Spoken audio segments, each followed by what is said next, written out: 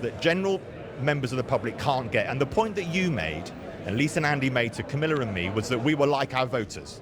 And what the free dresses and free suits and expensive glasses proved to the public, you weren't like them.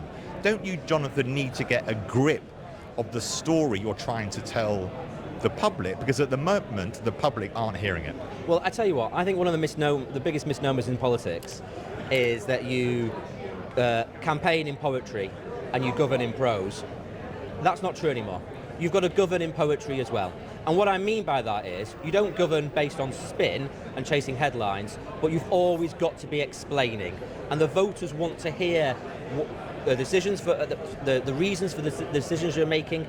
Every minister needs to be an explainer in chief and putting out there that story, that narrative, drawing the thread between different decisions and explaining how it all hangs together. So I think it is a fair criticism, the point that you are making, that my colleagues are not out there explaining it as much as they should be, but it has been the summer, to be fair, and in summer, as we know, the political cycle always sort of, peters out over the summer. So we have had the summer. The conference season is always the start of a new political season. So you will, I think, the new political season, that's where the conference season begins, doesn't it? So I think you will see more of that. But look, these last few days, I'm not going to take your listeners for fools. Of course, it's been challenging, but as I say, you've got to be explaining all the time. So it's that you campaign in poetry and you govern in poetry. Could you just tell us a bit about Lord Ali? Do you know him well? What's he like? He's been in the headlines along with Sue Gray. What's she like? Just for our audience, because they're not familiar with these people on a personal level. They've been in the headlines a lot. Can you tell us anything about either of them?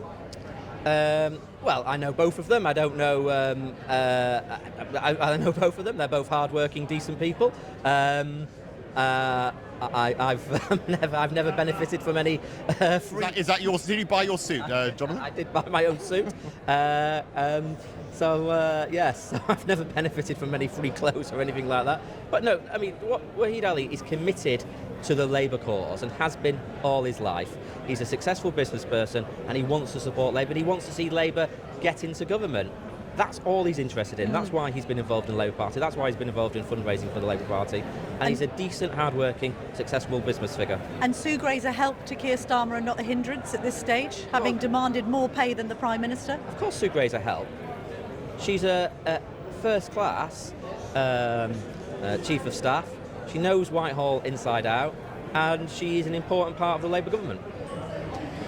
Just tell us what Labour Together does. What's your role now? Obviously, you must have been so disappointed on election night after all the hard work you've done, after all the hard yards of opposition, to slightly miss the prize at the last moment. Must have been like a trapeze artist missing the bar for the last jump of the Olympics. But what does Labour Together now do to help Labour develop the kinds of stories that you're talking about? Well, first of all, how disappointing was it, and how hurt were you by that? Oh, it was a right kick in the bollocks.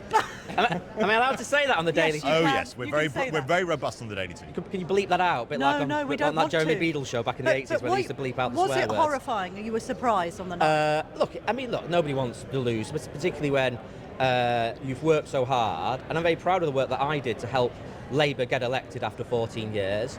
Nobody wants to lose when all your colleagues are going that way and you're going that way. But in the end, in my constituency of Leicester South, it was Gaza.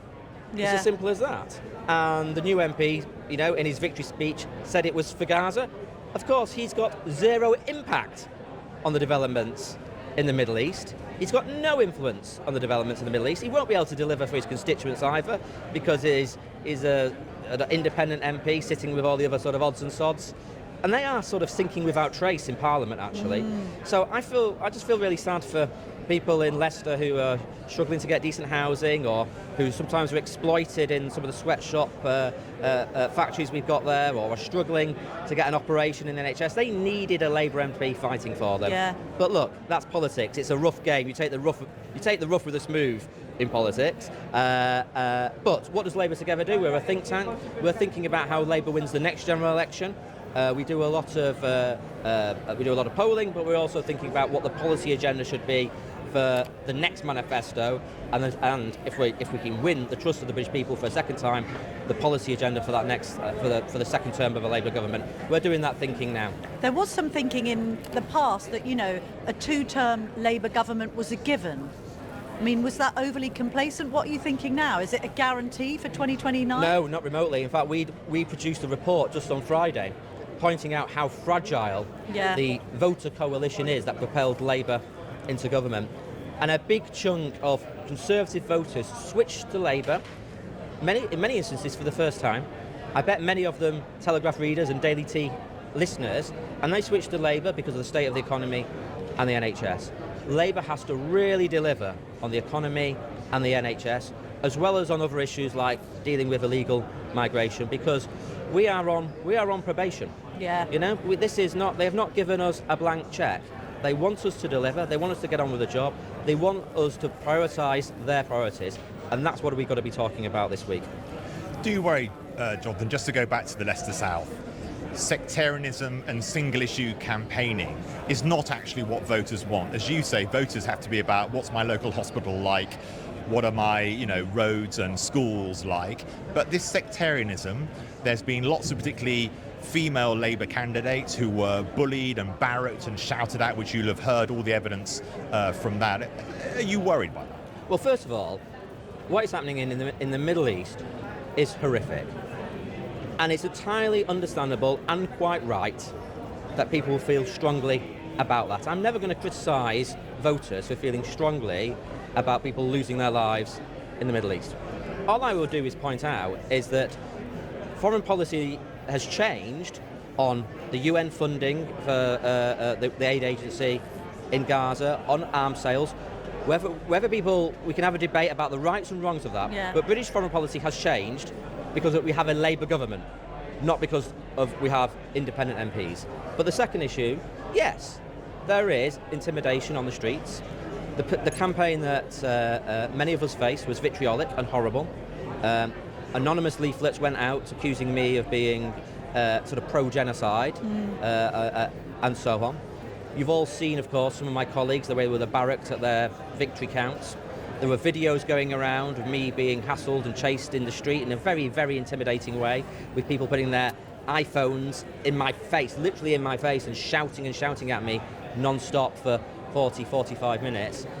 This is not what British politics should be about. We've got to stand up to this, and I will always stand up to it. And I tell you something, when this goes out on your social media channels, there'll be people having a go at me, there'll be people shouting at me on social media, but intimidation and bullying, I've stood up to it all my life, and I'm not going to give up standing up to it just because I lost my seat in Leicester. Good man, Jonathan Ashworth. Lovely to speak to you at the Labour Party